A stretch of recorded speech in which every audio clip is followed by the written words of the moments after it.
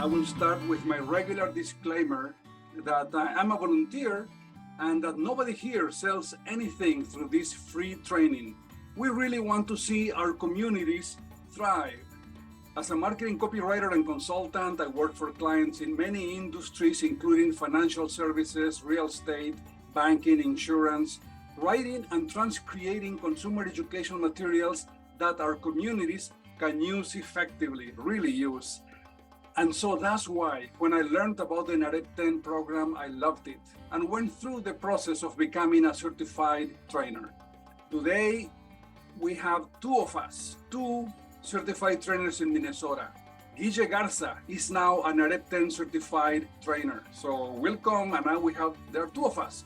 These are the 10 principles or disciplines. I'm going to read each one now because this is one way to be in the top 10% of your profession. We're doing this today. However, all of them apply because in order to be in the top 10% of our profession, we do have to have a mature understanding of wealth and prosperity. We need to live below our means, minimize debt, invest in the right way, know our net worth, be politically savvy, be physically fit. If we are not in shape, we are not performing at our best. We want to perform well, we need to sleep well. Generosity, again, an accidental thing. You can be generous, you can serve on community boards, and accidentally, this may help your business. You don't do it for that reason, but it's part of success. And of course, family, a focus on the family. Be active in the life of your family. These concepts, all of them, are key to success in life. This is what we're doing, taking a year as guests of the Latino Chamber of Commerce of Minnesota to cover the 10 principles in both English and Spanish. By the way, I put things on the screen as examples. So these are resources available out there. I don't mean for you to read this whole calendar, by the way, or any other screen I'll put up. You can do a screen capture anytime you want. You can ask me for a PDF of this. And also, you can ask for a PDF of this calendar from Fabio or myself. This PDF, by the way, will have one by one a link to the YouTube videos. By the way, if you notice, everything in English is on a Tuesday and it's always 11 o'clock in the morning. Everything in Spanish is on a Thursday. Today we're here, principle or discipline number 2. Be in the top 10% of your profession because being good is not good enough. Why 10%? The classic 80-20 rule in business says that 80% of the income comes from 20% of the customer base. And in marketing, we want to know who these customers are. We want to get to know them. We want to clone them as much as possible. In management, for example, sales management, leaders often say that 80% of the business is won by 20% of the producers, the top producers. This is what we're talking about here. And the Hispanic Wealth Project went beyond the 20%, just to be sure, and put as a goal to be in the top 10% of our profession, whatever our profession is. This brings us to the topic of competition. Am I competing against my coworkers? That's not always good for the company. The concept of competition versus cooperation has been studied in business and academia, and these days is a hot topic, and it's not a fad. Competition versus collaboration, rethinking how businesses innovate and grow. Here's an article written by the CEO of EY, formerly Ernst & Young. This has become a global phenomenon. And that is why, paradoxically, to be in the top 10%, both as professionals and as companies, we have to know both how to compete and how to cooperate. Let's take a look. Almost half of the companies on the S&P's stock exchange will be gone in the next 10 years. Here's the one. Pressure on businesses to keep delivering is immense, and only collaborating and building ecosystems will ensure that growth, innovation persists. Companies like EY are taking this on board and looking hard internally and externally, that's where I am with my little business, at how best to collaborate effectively. I work with large companies all my life. For large companies, a lot of them, the ones in Minnesota. Do you think that I'm positioning my business to be in these ecosystems? You bet. We need to focus on this. Let's be competitive by being collaborative. I invite you to look into this for your organization and in your profession as one way to be in the top 10.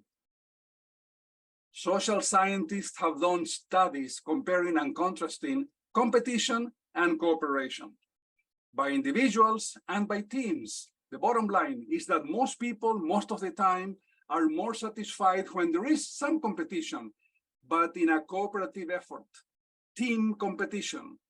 And this tends to be best for most businesses too. Our brains are always evaluating when and how and to what degree to cooperate. That's what the scientists consistently find. We are always adjusting how cooperative to be, adjusting our response based on the level of others' cooperation.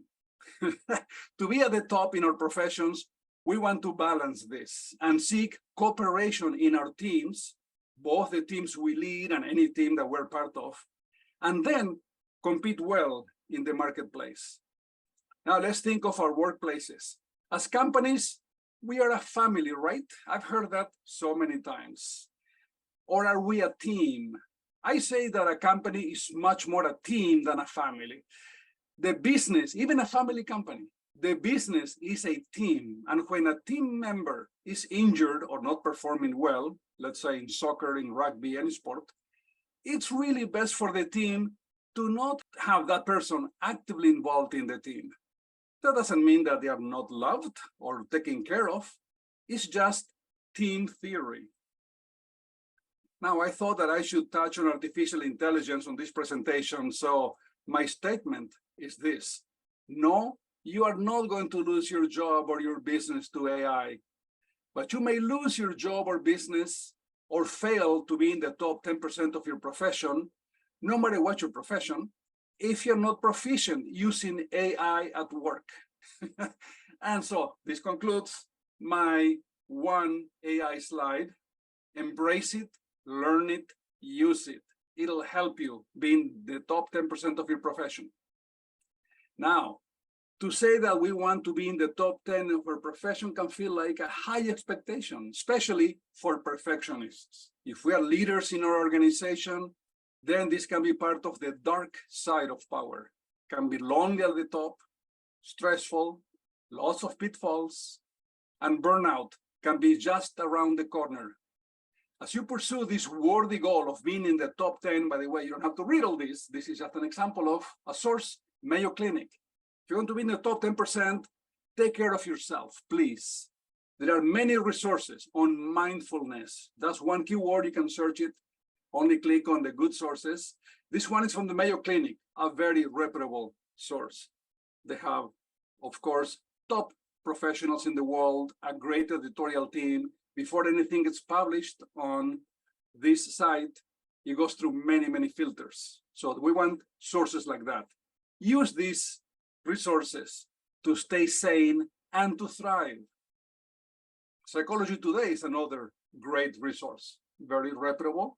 Also, a great editorial team, many filters before anything gets published. And there are tons of apps on our phones, our tablets that can help you meditate, sleep better. Again, if you sleep better, you produce better, you perform better at work. Relax without chemicals, that's one thing to do. And just to breathe. They say that knowing breathing techniques is an incredible free medication. It's not used more because no pharmaceutical company can charge for that. So learn breathing techniques. I had a chance to learn a lot of that, especially living on the West Coast.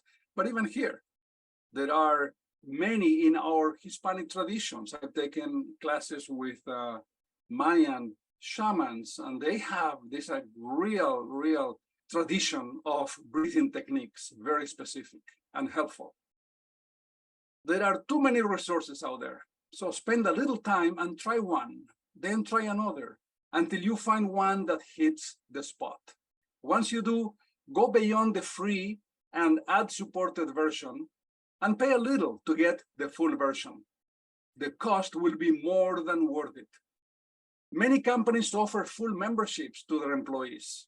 Some of these may be free to you, and there may be other benefits in relation to mindfulness, meditation, mental health, and so on.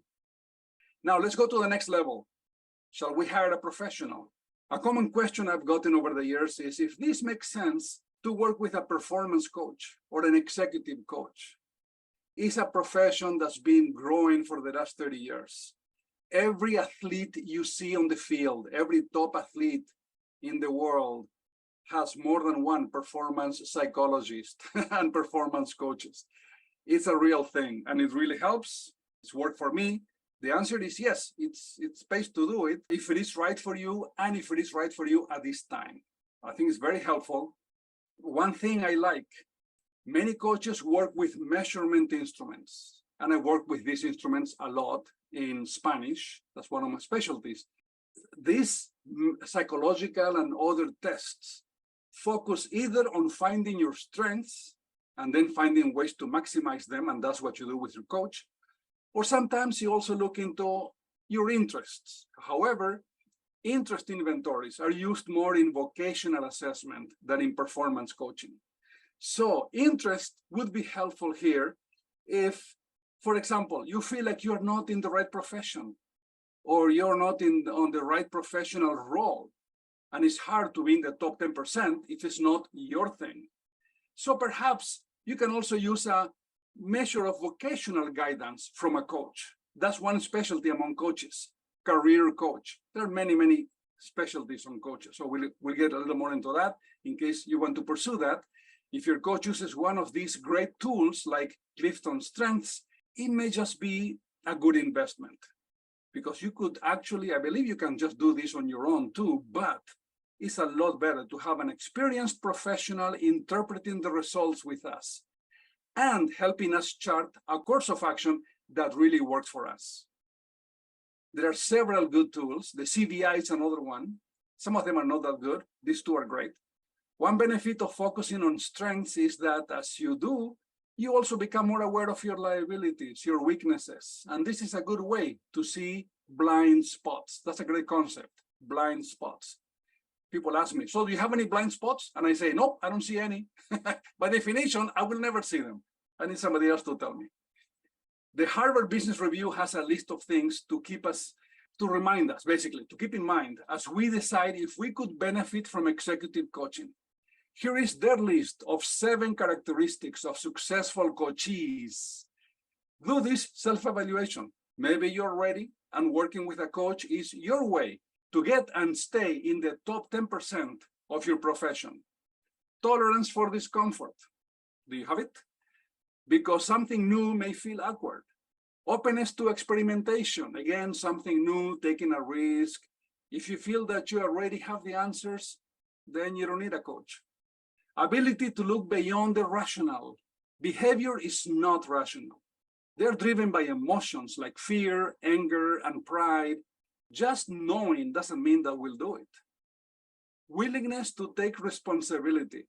If you don't believe that you have the power to shape your future, if you blame, the blaming thing, blame the organization or something in the past or anything else, that will block us from growth. Capacity for forgiveness. Even if we've been mistreated, we have to make peace with the past and channel energies into progress. Like Dr. Phil says, do you want to be right or do you want to be happy? This applies to relationships of any kind, even business relationships. Self-discipline to change in your professional life may include saying no more often, potentially making some people upset with you and accuse you of not being cooperative, especially if you've always said yes to their requests despite your own workload. Ability to ask for support. This is all about the power of vulnerability. See if maybe a coach is the right thing for you at this point. How to find the best executive coach for your needs. This is from Forbes, a great resource, and there are many more out there. I'm sure some of them are specific to your industry or your profession. These are some steps to take when looking for a performance coach or an executive coach. I would start with LinkedIn. LinkedIn is really a great resource for me, although there are others. Understand their focus. Each coach has a specialty. So you need to understand if they're, if they're not in my industry, they don't understand my industry. Ideally, a coach was in my role. In my case, ideally, a coach was the head of an advertising agency or a chief creative officer in an advertising agency, knows where I am, where I want to go, and understands the context.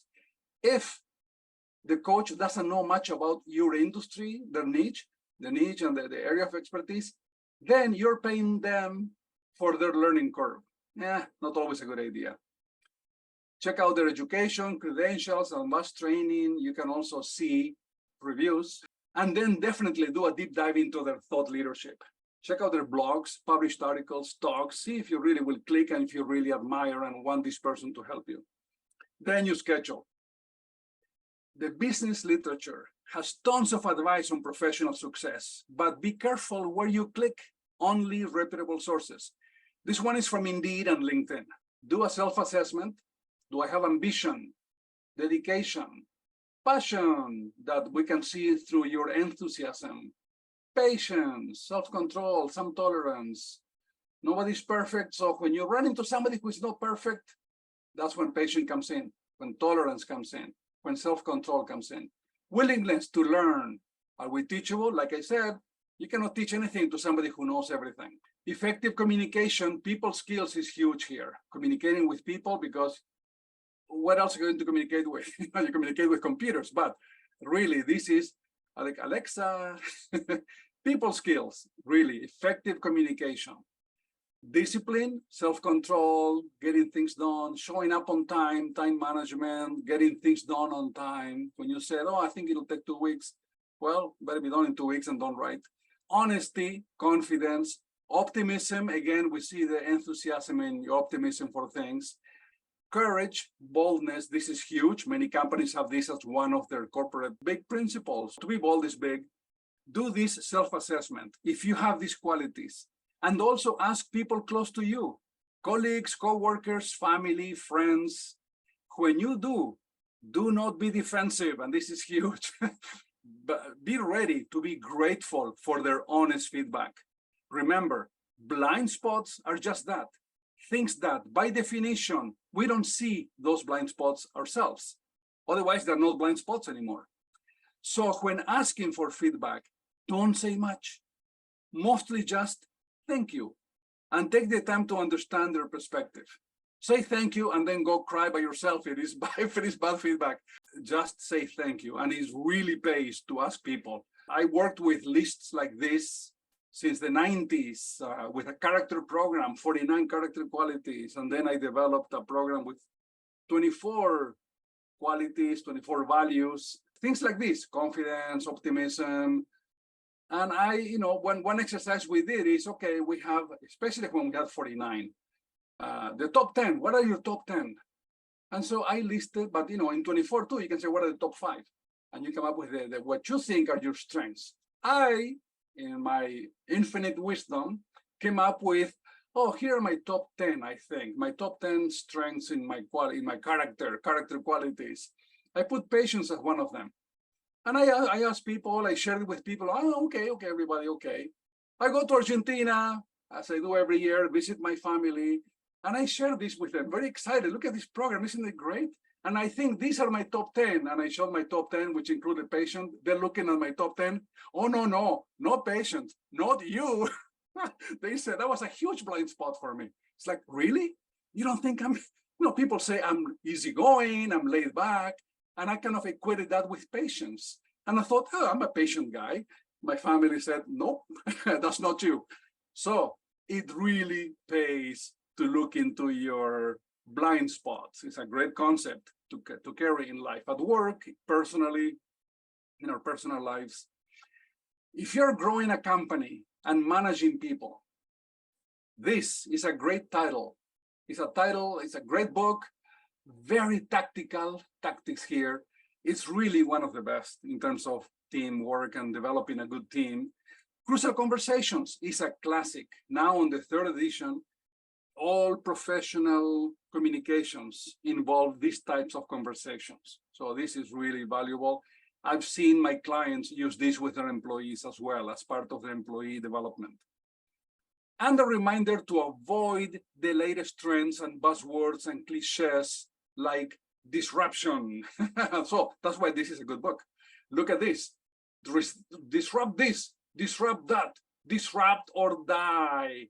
The idea that we can create new markets and grow without disrupting others suggests that business does not have to be a destructive, fear-based, win-lose game. There are many overhyped concepts out there, the latest fashion. So be careful, spend your time wisely.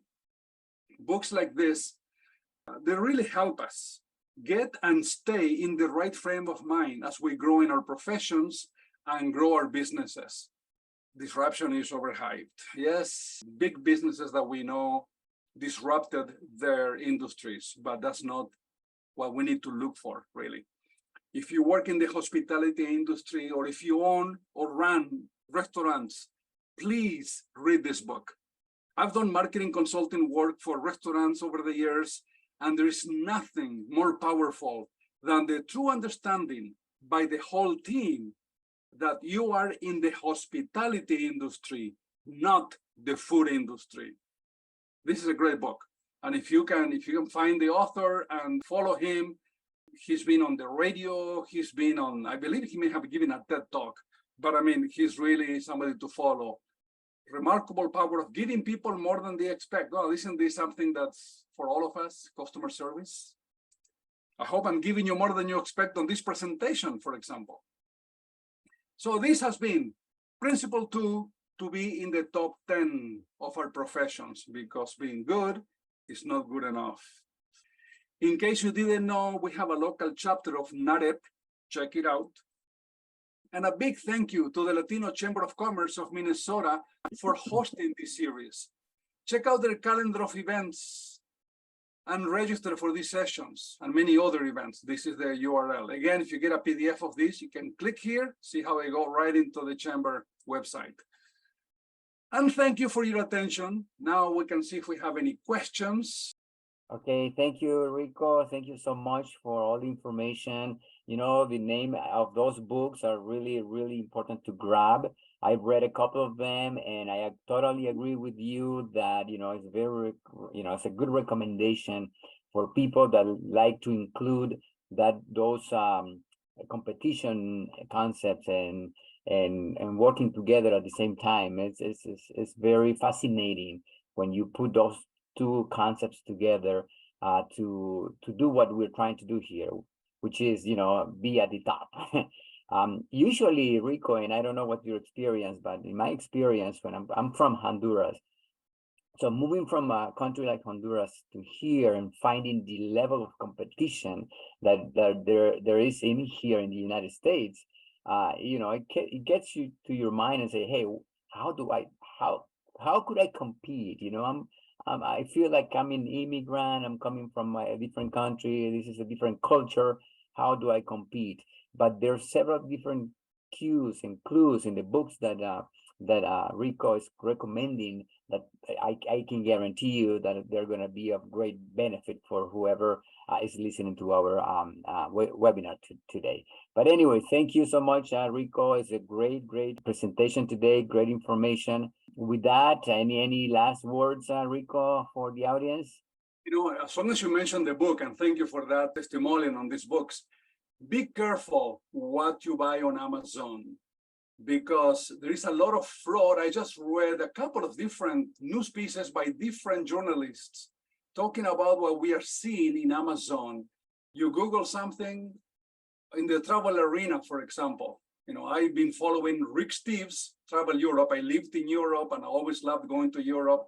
I've been following Rick Steves since the 90s, a long time, early in my career. I would buy his books. Back then, his VHS tapes. Now you can just watch videos. And Amazon has tons of very highly rated travel guides, mostly to Europe.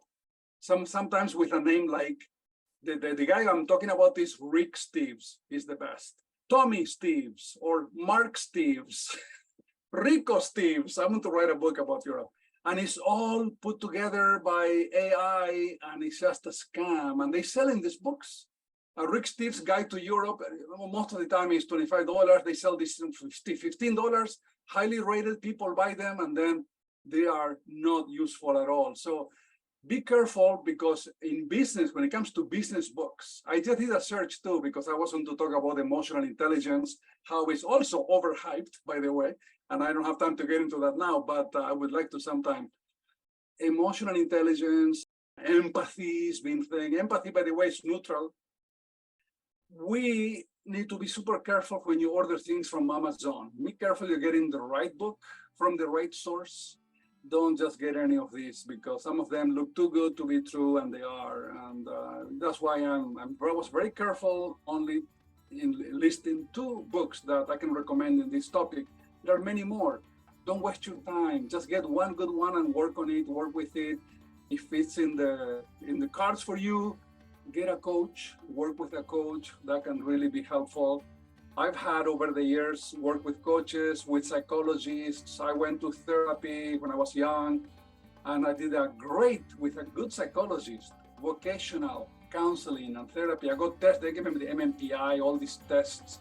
It's really helpful. You don't want to do that as a career, but they can be useful. They're useful tools to help you in your personal life and your professional life. So here we're talking about your professional performance, and a performance coach may be the right thing.